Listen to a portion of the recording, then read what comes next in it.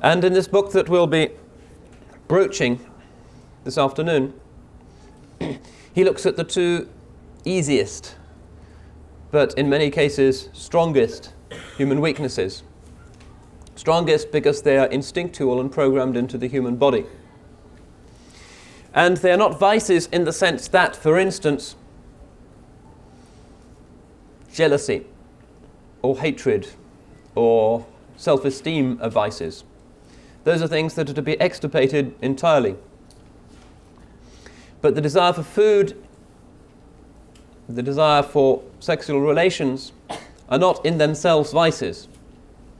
This is a case in which what is required is the golden mean, an equilibrium, where the nafs is still, not because the property itself has been eliminated, but because its cravings have been stilled, because it is receiving its minimum requirement.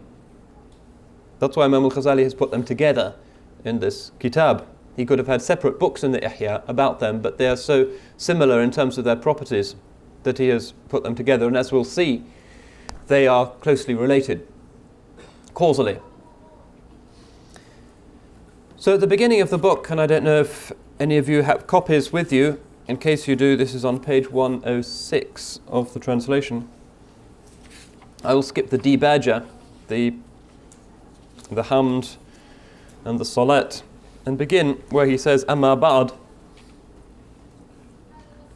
And he begins with something quite extraordinary, but he says it without qualification, and it needs to be pondered carefully, because he says, the greatest of the mortal vices which a man may harbour is the desire of the stomach. Incidentally, in this kind of text, the pronouns should be taken as being gender inclusive. This applies equally to females as well as to males. Although the historical reality is that Imam al-Ghazali's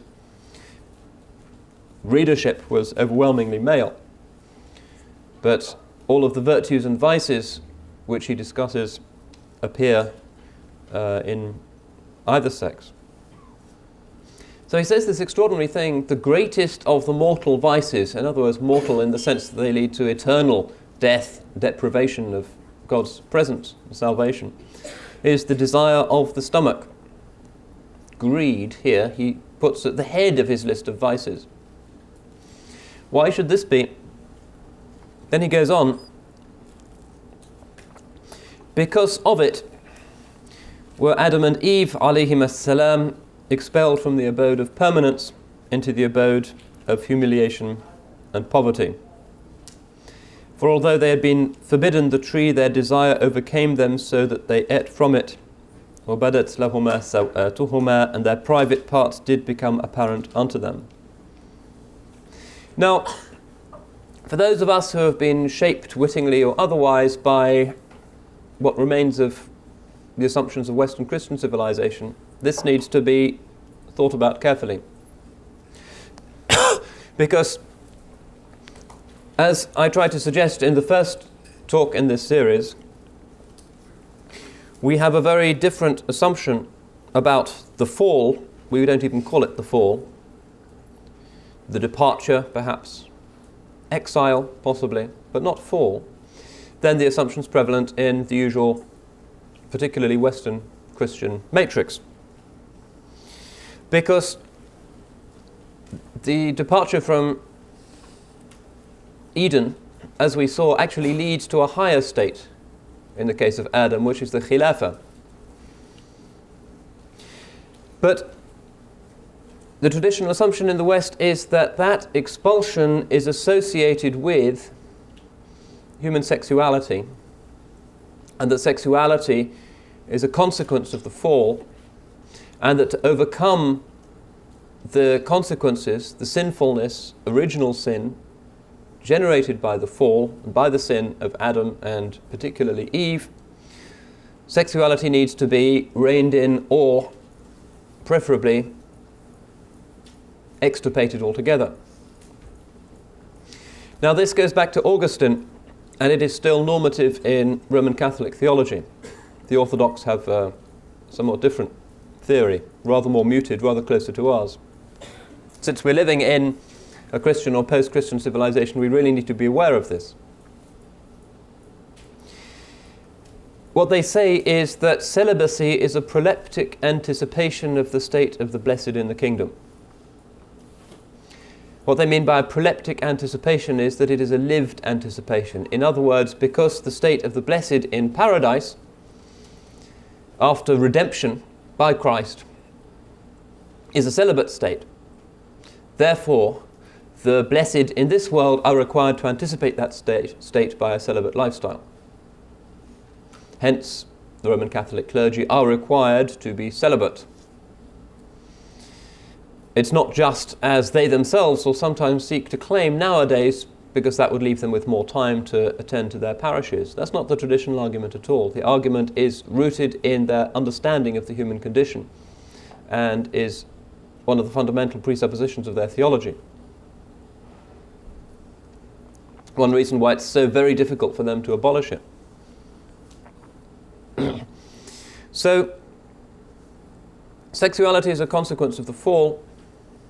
Why? Because man is now mortal, therefore he needs to reproduce himself. Therefore, that aspect of human experience is something that is inevitably sinful and connected with our fallen, transient nature and distance from God.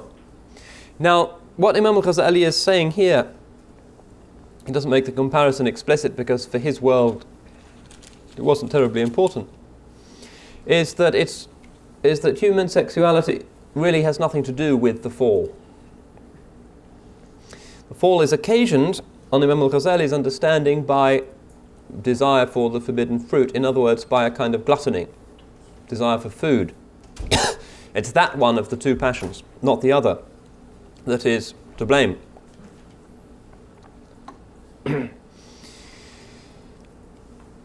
And when we, inshallah, if we have an opportunity, talk about Imam al-Ghazali's understanding of the second of these two passions, and sexuality, we'll go into that in more detail, because this is the area in which Islam has the strongest argument against certainly the Roman Catholic Church, and to a considerable extent those Protestant churches that have remained Catholic in this particular area of their theology. More of that later, inshallah. He goes on to say, radiallahu anhu, after the belly, which is the very wellspring of desires and the source of diseases and disorders. He'll talk about this more later. It was understood in classical Islam that most sicknesses and human indispositions come about through a bad diet or through an excessive diet. A point that is uncontroversial amongst modern physicians. So many illnesses, fundamental breakdowns in the human form come about through obesity. So he says, after this comes the desire of the sex, and then yearning after fame and wealth, which are no more than means which enable one to indulge one's greed and desire in still greater measure. In other words, these other vices, the desire to be famous, to be admired, to be popular, to have money, these are all means to an end which is gratifying these two basic animal cravings in the human creature. And after the acquisition of fame and wealth come the several kinds of frivolities, competitions and jealousies. They also give rise to the vices of ostentation, boasting, competition for wealth and arrogance, which in turn lead to rancor, envy, enmity and hate, which go on to cause iniquity, injustice and corruption in our age, as in the Imams. So he says, all of these things are the consequences of paying insufficient heed to the stomach and of the arrogant exulting which is begotten of satiety and eating one's fill.